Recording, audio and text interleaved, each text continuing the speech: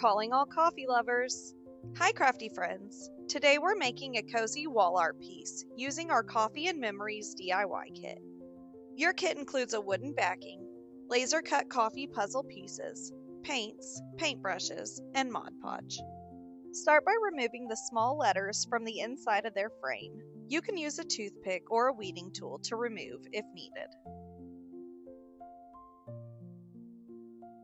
Paint the puzzle cutouts in your favorite cozy colors.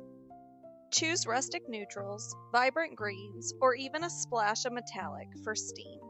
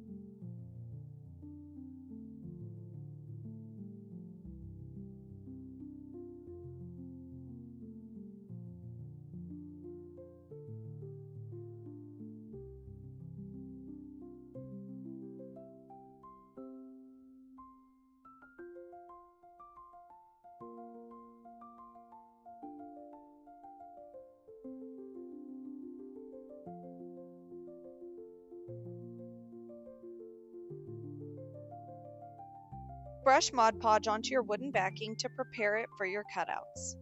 This helps create a tacky surface for your decorative pieces to adhere to. Arrange your painted pieces and press them into place firmly.